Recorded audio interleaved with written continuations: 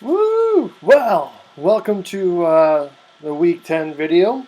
Hope you all are doing well. Um, I suppose we should take a moment to honor Sean Connery and Alex Trebek, who are now playing the ultimate game of Jeopardy up in heaven.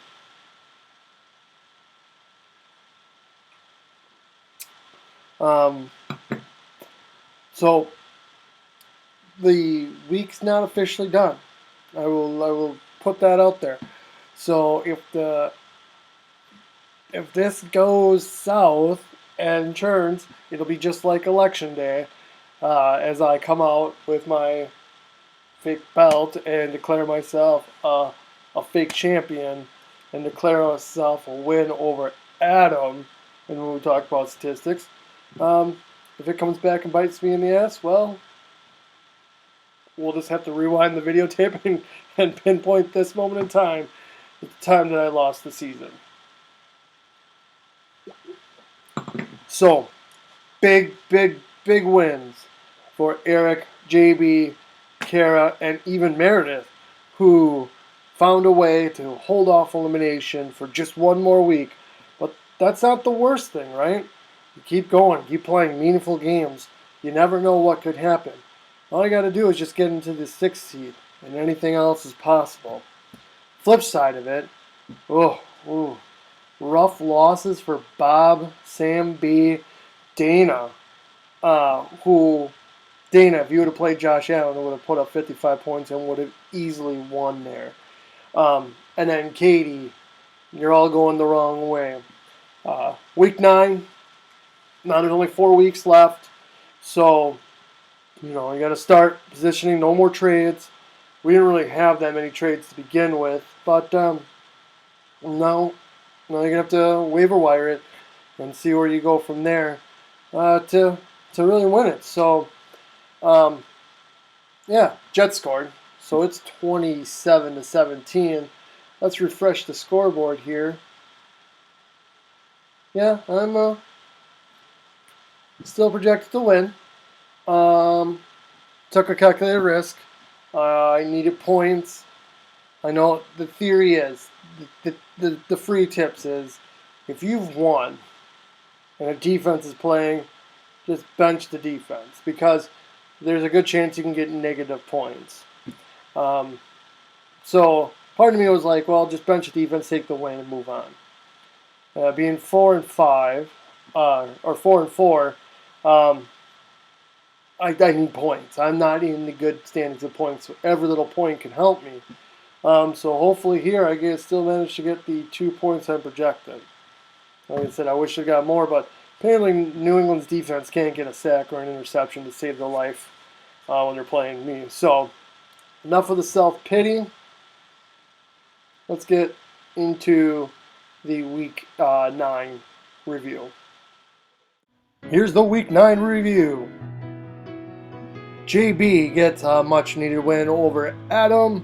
JB leads the series 1-0. This pretty much puts Adam in the consolation bracket in his first year. In the Stanzik Bowl, Eric gets a victory over Katie. Eric now leads the series 9-5. Eric's now 5-4 and in the driver's seat in the championship bracket. Hope his back is okay because he's going to be sleeping on that couch. Travis, glorious domination, does that again. Domination over you, David, which is you points, as Sam B can only get 56 points. Travis now leads the series 6-3. Major upset alert. Meredith pulls off the defeat barely over Bob, which keeps Meredith alive for the playoff hunt for another week with 4 games to go. Meredith now leads the series 2-1. In a matchup that really solidifies that chances of Kyle of getting a first-round bye are pretty much 100% now. Defeats Sam J by 10 points there. Kyle now takes a lead in the series 8-7 and distances themselves by 2 games with 4 to go to clinch a bye. Well, this is what you like to see. Old Iron Tits Kara finally breaking that 5-game losing streak to find herself on the right side of history, defeating Dana, who was once all-powerful, handing her her 4th loss and bringing her down to the rest of us at 5-4. Side note, well played, starting Justin over Josh Allen. Just poor execution as Josh Allen scored 51 points on your bench. Sorry. So every year, I try to do what team are you at this point in time. Always seems to be a fun little game. I put it off for like the last 2 weeks because stuff kept coming up. And I've been getting yelled at to make it now because I called Sam the Rams because, she got stitches before the Super Bowl. And she said that was not funny. So I had to actually come up with one for her. So I did. I came up with something else for it. But here you go. Ladies and gentlemen, without further ado, here are what teams you are. So we'll start from the bottom up with a 2-7 record. Adam, you are the Minnesota Vikings because you had high expectations, and yet here you are. Meredith, with your 3-6 record, you are the Cincinnati Bengals. We don't know what to expect from you. You're going up or you're going down. We just don't know. That's why you fit the Bengals. Sam B, you're not the Rams, but you're the J.J. Watt Texans. You're usually good, usually battling for a spot, but not this year. Maybe it's time to fire your GM and not have your GM be the head coach as well. So maybe this one doesn't fit. Maybe I picked this one a couple weeks ago when you were winning and now you're losing. But maybe this fits perfectly because the Saints are winning, but they'll surely be losing. You're the Saints because Mediocreville. Just where you are. 7-9, right in the middle. It sums you up perfectly. Kara, Yahoo said you'd be doing crap, and yet, while you're not doing crap, you're kind of living up to the crap expectations Yahoo has set up for you. While you keep losing those close games and those tight matchups, you're just not crap. So, you are the Carolina Panthers. Katie, we picked the Tennessee Titans for you because you finished second last year, and now you're doing good. And mind you, I did this prior to you losing this week, so maybe you're not the Tennessee Titans, but I can't give you the other second place team because that's coming up in just a couple bits. But you're the Titans. We've already mentioned this one before, but I am the New England Patriots. I am the dynasty, the one that's collected all the championships, the one you love to hate. So, no need to dwell on it, as I am moving on to Dana. Sam J, I know you won the championship, but you're not doing championship level stuff, so I had to think where would you be like. So we put you as the 49ers because you were good last year, and now this year you're just not good. So that's why you were the San Francisco 49ers. Eric, you're the Chicago Bears because no one cares, but hey, here you are for now.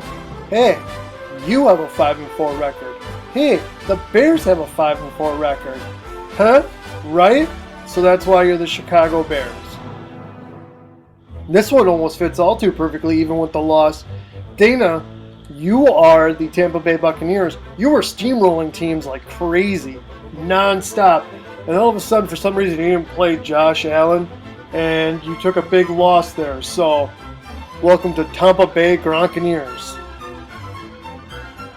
Travis, you are the Pittsburgh Steelers. You disappeared for a little bit, but here you are, making headways.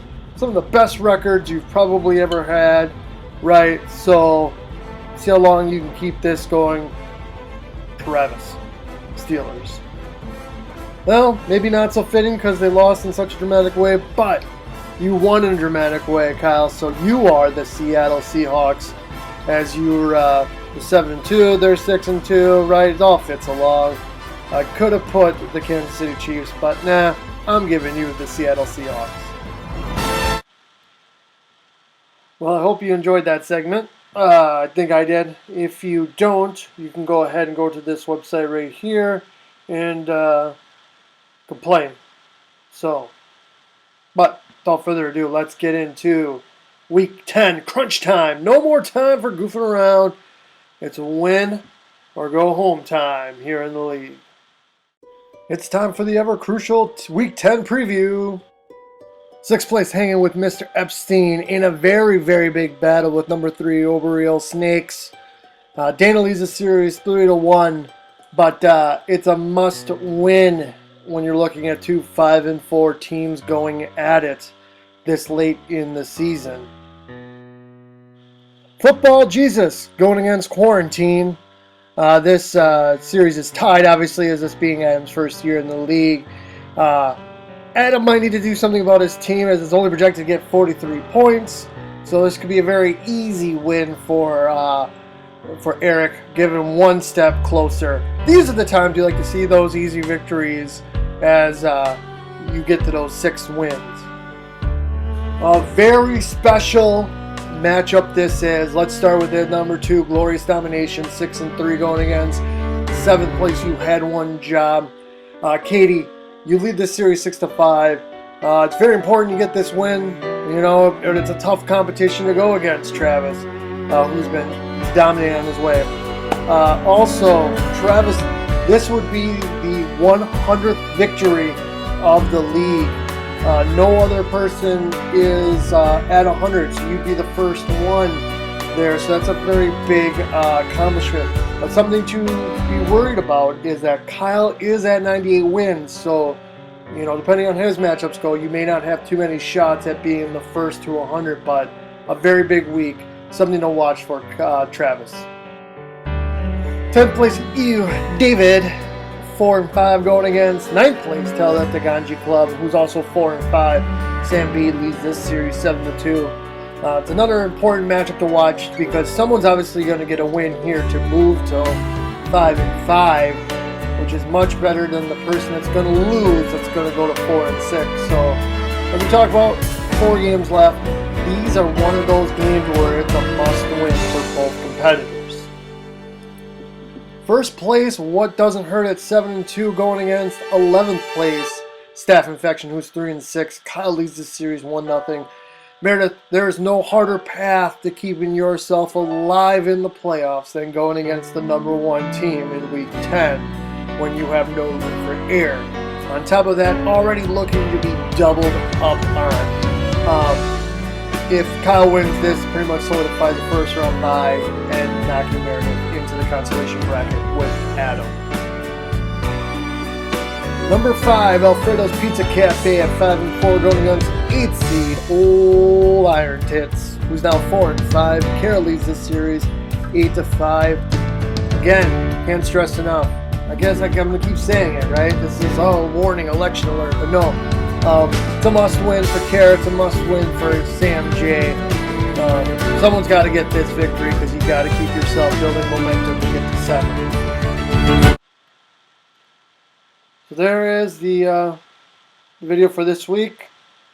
And until next time, I'll see you on the Fantasy Gridiron.